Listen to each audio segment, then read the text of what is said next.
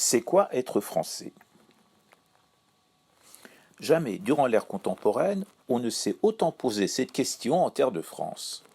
Il suffit pour cela de constater les couvertures de journaux et de magazines où il est sans cesse question d'identité française, de laïcité, de république, de racines culturelles, et où on s'interroge régulièrement sur ce que sont vraiment les Français, où ils vont, d'où ils viennent. C'est quand même assez symptomatique que ces interrogations surviennent durant une période où on s'imagine que la mondialisation est acquise pour tous et que le village global est habité par tous les citoyens d'où qu'ils viennent. Malgré cette mode de l'effacement des frontières et du nomadisme, prônée à tout crin par les dirigeants de pays occidentaux, dont Emmanuel Macron, le président mondialisé qui affirme qu'il n'existe pas de culture française, les Français, eux, n'en veulent pas de cette prétendue ouverture et se réclament d'un patrimoine et d'origine spécifique. Peut-on alors mentionner brièvement quelques valeurs fondamentales qui font cette spécificité française? En tant qu'Iranien établi en France depuis un bon nombre d'années, je pense pouvoir en dresser modestement quelques traits essentiels.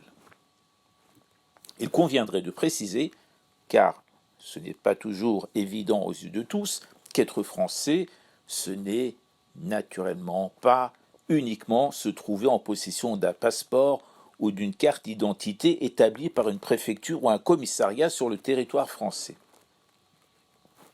C'est bien de le dire, car les exemples ne manquent pas de personnes disposant de ces documents et qui tentent par tous les moyens d'imposer leurs habitudes, leurs croyances et leur mode de vie provenant de leur pays d'origine sur les Français ayant adhéré aux valeurs de la République.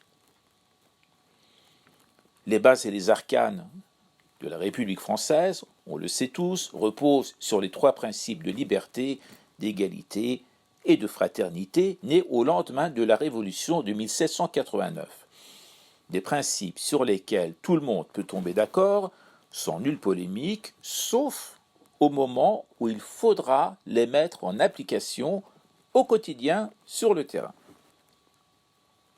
Concernant le principe de liberté, il m'arrive, lors de mes conférences en présence de mes compatriotes iraniens, de leur dire que nous avons découvert la liberté en nous établissant en France après avoir vécu.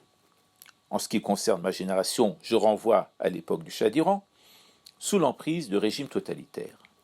Une expérience qu'ils semblent valider dans leur majorité.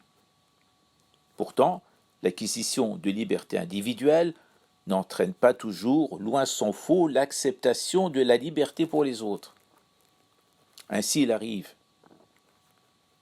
qu'un Iranien ayant une liaison avec une Française vive très mal le fait que cette dernière choisissent de se séparer de lui pour établir une liaison avec un autre homme.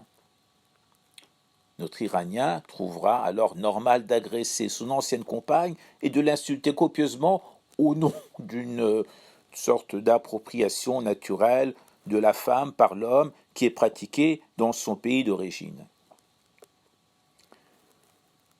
C'est pourquoi il faudra parfois des années d'adaptation pour que l'étranger établi en France, et ceci ne concerne pas que les Iraniens, loin de là, puisse intégrer le principe de la liberté pour tous et plus particulièrement pour les femmes.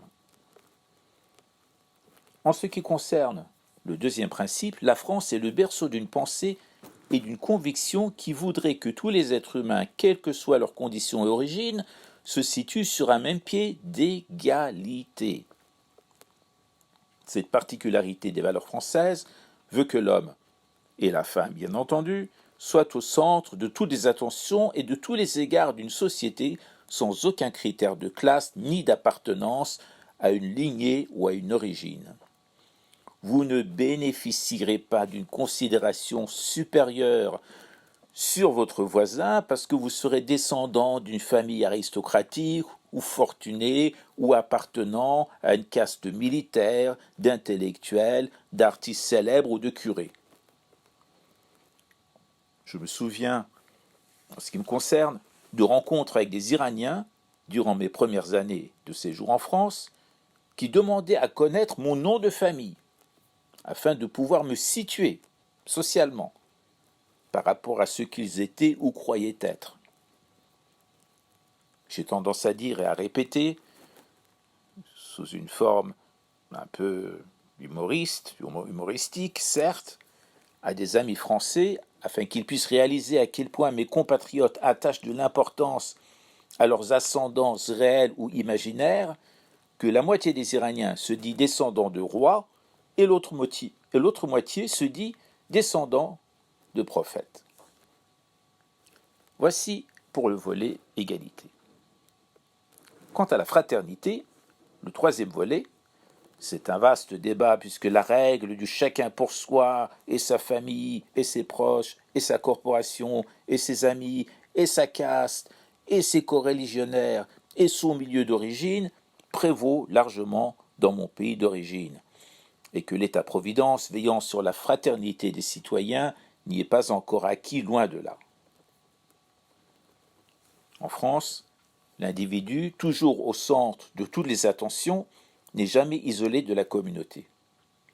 Afin d'assurer cette cohésion, des structures sociales veillent à ce qu'un confort, une dignité, une éducation, une santé minimum soient garantis pour tout un chacun, ceci gratuitement par le recours à un système fiscal auquel aucun citoyen n'est censé se soustraire.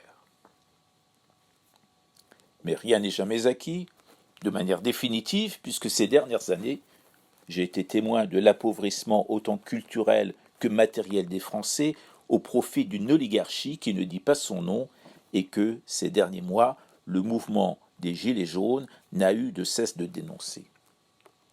Force est de constater que le combat continue pour préserver l'application des principes fondamentaux de la Révolution française, là où s'est installée progressivement une mondialisation synonyme d'esclavage post-moderne, d'inégalité et d'individualisme forcené.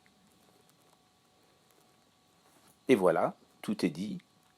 Si cette chronique vous a plu, n'hésitez pas à la partager. Je vous dis à très bientôt pour d'autres récits et commentaires sur la culture et la société française, l'histoire et la culture persane, et pour des regards croisés entre mes deux pays, la France et l'Iran.